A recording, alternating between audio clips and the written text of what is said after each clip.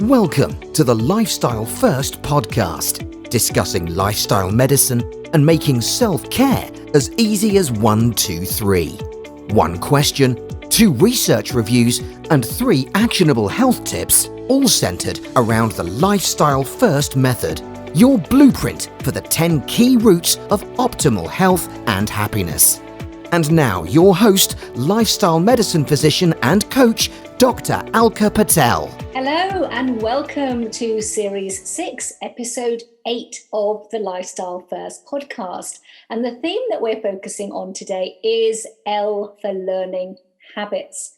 And the one question we're asking is, what is the best way to break a habit? And to answer that, I would like to introduce you to my guest today, who is Marco Badwal. Marco is a TEDx speaker with TEDxFS with his talk, The Science of Habits. And Marco, he graduated with a master's in cognitive neurobiology with honors from the University of Amsterdam in the Netherlands. And he also has a bachelor's in human life sciences with honors from Stellenbosch University in South Africa. And he's not stopping there. He's currently a final year medical student and a doctoral candidate at the Max Planck Institute for Cognitive and Brain Sciences in Leipzig in Germany. So welcome, Marco. I am delighted to be chatting to you today about one of my favorite subjects. Thank you, Dr. Patel. Thank you for the invitation. And I'm really happy to be able to speak about this extremely wide-ranging topic. Absolutely. There's so much that we could go into. So I wanted to kick off actually with the end of your TEDx talk, because you end your talk with the words, "We are what we repeatedly do." So could you maybe just expand on this idea that what we repeatedly do becomes our habits, and our habits then become part of our identity, right? Exactly.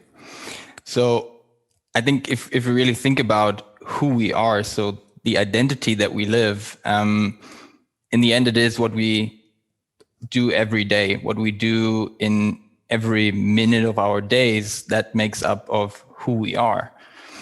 And then in the end, we tell ourselves a story of who are we, what identity do we have. When someone asks you, like, who are you, what do you do, what is your life? You tell them a story of your identity, and that is made up of what you have been doing for the past years. So I think we live off the consequences of our habits, and what we have been doing, we will most likely continue doing. So it's a cycle of what we have been doing, we are, and what we tell ourselves who we are, we continuously keep on doing. So I think we can't overstate the importance of our habits, considering that it's like about 40 to 50% of our daily behaviors are considered habits. So it's a huge part of everybody's lives. Yeah, absolutely. And I like what you said there, which was something around we are what we do and we do what we are. And this is bringing me into the sort of realm of neuroplasticity and what's going on in the brain when we are actually, as you say, doing these repeated actions that become our habits and actually mold who we are. We can actually mold our brains, can't we? And mold those connections in our brains. There was a paper which you kindly shared with me by Greybiel, which was a review in the journal Neuroscience, where they talk about exactly this. And there's areas in our brain, in the basal ganglia, where we're making all those really dynamic connections all the time based on what we repeatedly do. So maybe you could share with us this idea of neuroplasticity and what is going on actually in the brain in relation to habits then. Yeah, I would be happy to. So the term neuroplasticity is a part neuro, so kind of the neuroscience, the brain, everything that happens kind of up here, central nervous system. And plasticity means it's plastic. It can still kind of be shaped in a form. So I like to think of it like wax. Like when it's warm, you can actually shape it in a form. But as soon as it kind of gets colder, it's rigid and it can break. So what we want is we try to keep it warm. We try to maintain neuroplasticity. And there was that old myth that the brain is only plastic when we are young. So up to the age of like 16, 17, we can still shape our brains. And after that, it's very rigid. Like this is who we are and we will stay like that forever. But the last, I don't know, I would say 10, 20 years at least have shown us that no, there is always neuroplasticity. We can always kind of change the structure of our brains. And there have been several studies that have shown that whatever we do, like the habits that we continue doing, they will lead to certain neural changes in the brain eventually even. So you can actually structurally see it. And like in neuroscience, very often we use animal models to actually show on a cellular level what is happening, because obviously you can't look in the human brain. That would be ethically, definitely not okay.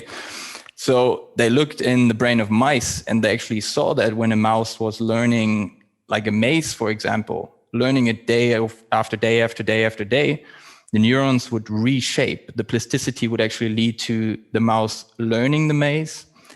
And like you said, the basal ganglia, which is like the more animal part of the brain, would take over control. So at the beginning, the mice would start consciously thinking about the maze.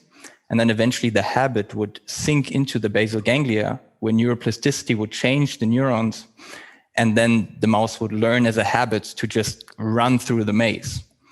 So we humans are also capable of that. Whatever we repeatedly do will eventually shape the structure of our neurons and how we fire together, how the neurons fire, and how that ends up being the behavior that we do.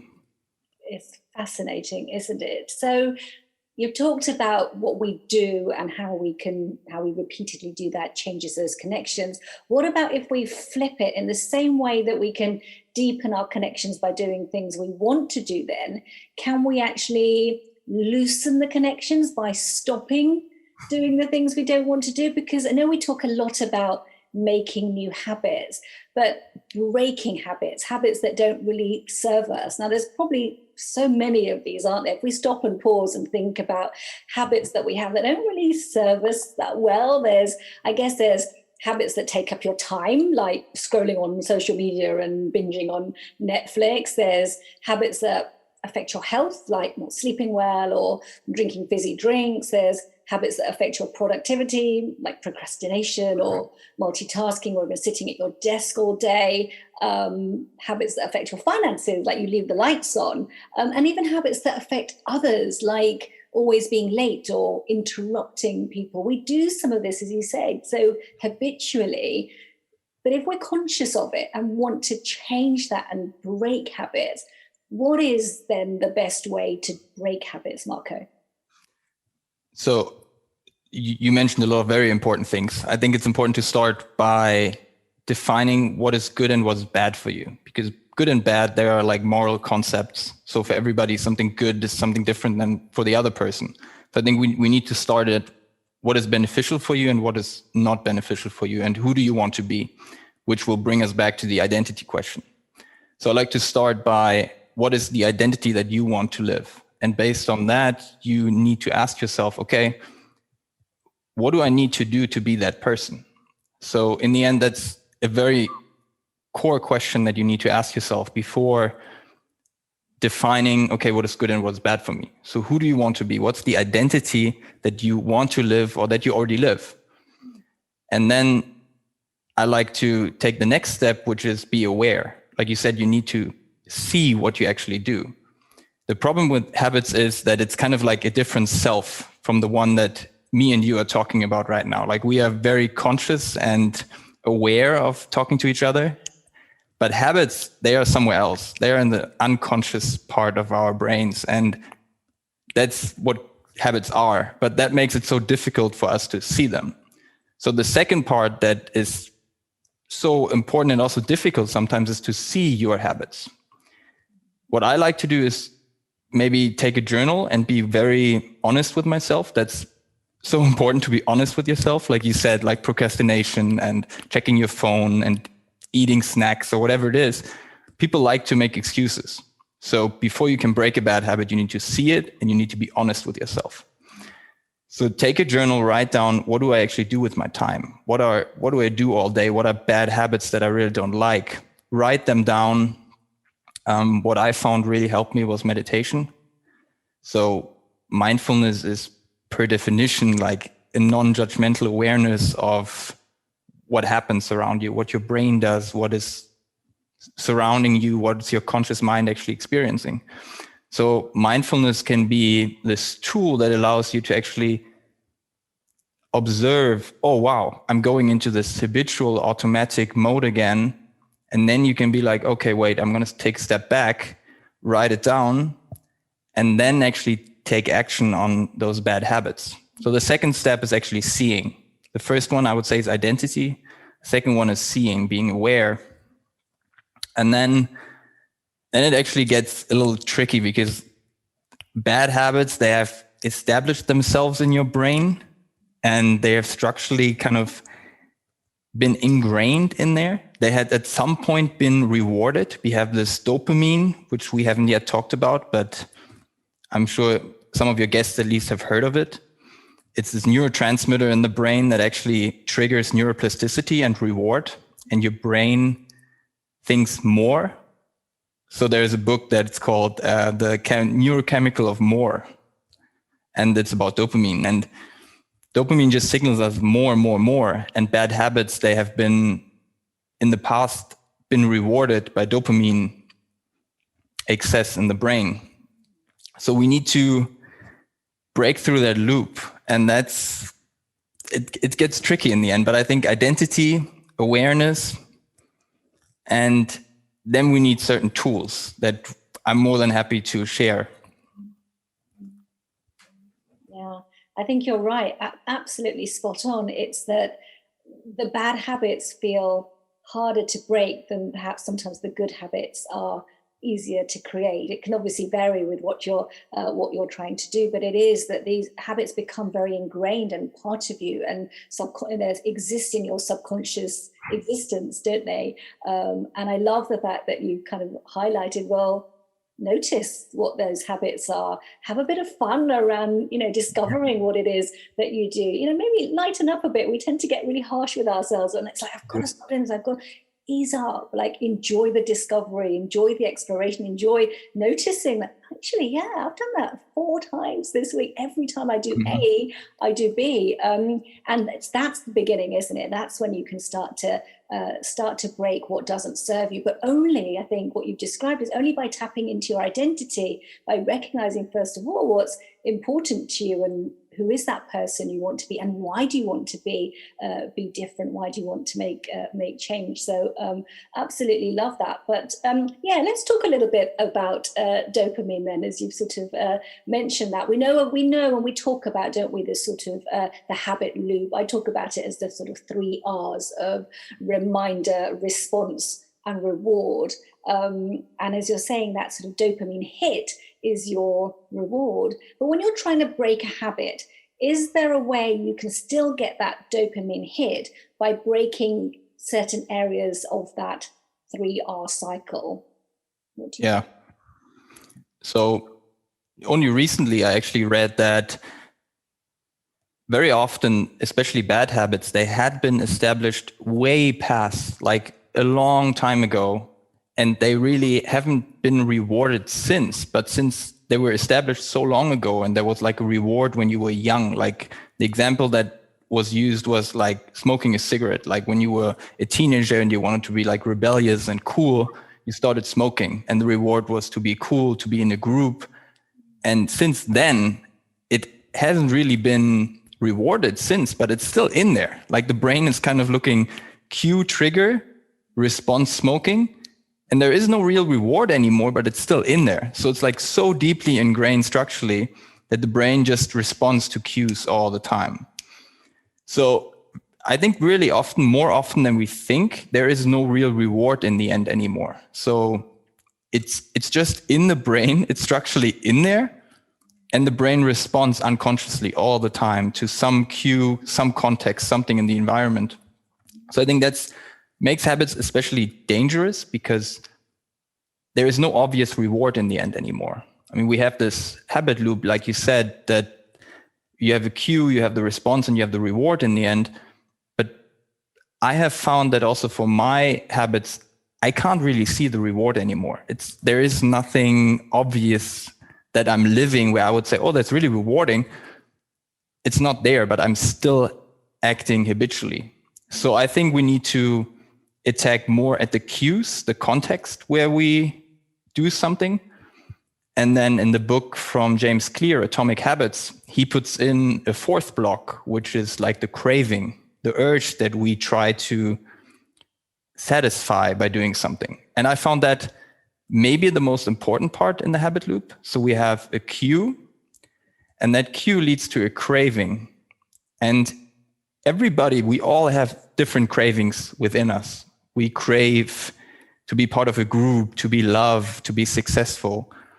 And the cue triggers a craving, and with the response, we try to satisfy that craving.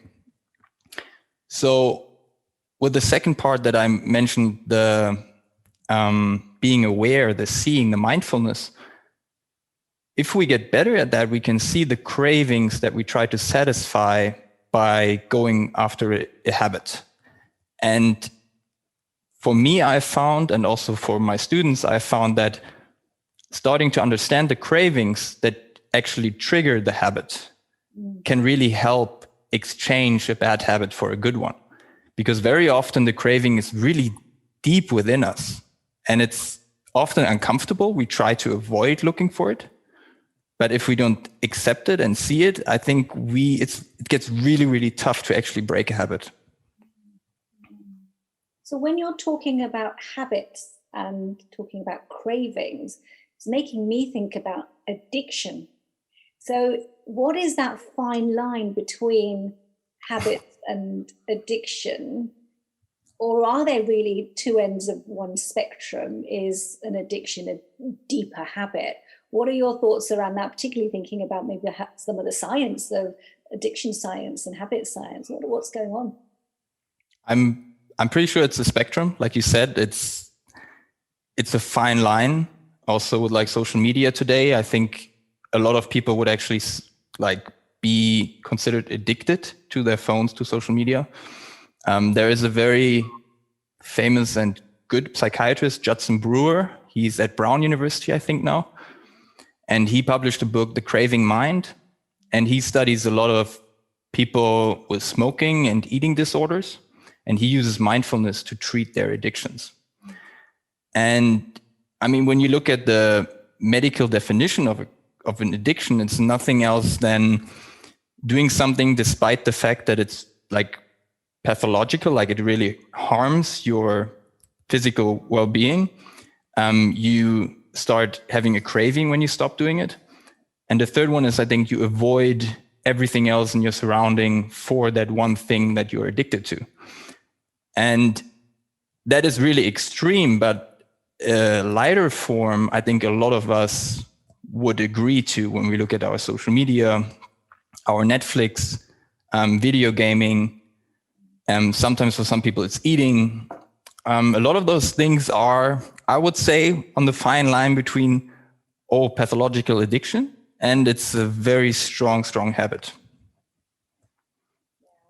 And there's so many modalities, so many ways to approach this as well. As you say, there's many areas in that loop that we can look at, and the whole additional layer of the emotion that goes behind that as well. It's also our emotions that drive our habits. And I think maybe I'm going to have to get you on another day to talk about that element of it, because that's a huge topic in itself, isn't it? But what I would love to know before we kind of try and close things today is about your habits, Marco, the good, the bad, and the ugly. What are your life automations like? So I think one of the best habits that I established about 10 years ago was meditation every single morning, because there is also this domino effect, this buildup of good habits. So meditating in the morning is the first habit that builds up to reading and then having a tea and then doing some yoga. So it's kind of this chain of good habits that builds my morning. There's that saying, you win the morning, you win the day. And I'm a very strong supporter of that. Also, like a lot of people that check their phones right in the morning. And I'm like, get yourself an alarm, buy an alarm from Amazon for $4.99 and put your phone away. I have actually bought myself like a safe that I lock with my phone. So it's away till like 10 or 11 a.m. Otherwise, it's terrible. Like, it's no good. So those are really good habits that I think they help me every single day. Bad ones, I'm bad with checking my phone sometimes. So when I actually should be doing focused work, when I have my phone with me, I check it for various reasons. I have lately been really trying to understand my cravings behind it. So my emotional urge to check my phone. I would say, especially in Corona times where we don't have social interactions so much, the phone is a substitution for actually having some sort of social interaction. So you grab the phone to see someone texted me. So that really takes me out of my working loop pretty often, and I don't like it. And I'm working on it more and more. I do have the habit, and I'm currently breaking it. I'm almost succeeding, I would say, every day, is that I watch Netflix while I eat like lunch or something. I put on a series, and when I eat, and I feel it like when I make lunch that I'm immediately putting up my iPad with Netflix. It's there, and I don't really like it because it takes my mind away from actually eating and taking a break. So those are things I'm working on. I'm aware of them. So step 2 is seeing I have achieved, but it's strong. I love that. I love that you've been able to share that with us. Thank you so much, Marco, and also demonstrating the awareness. That is absolutely the first thing, and you're aware, and therefore that's the next step to doing something different if you want to, because you've still got freedom to choose, haven't you? And now, here is your lifestyle first prescription. Your 3 activating actions to take you from knowing to doing. If you can just leave us then with 3 things that our readers, our listeners today can do, 3 actions for people to take.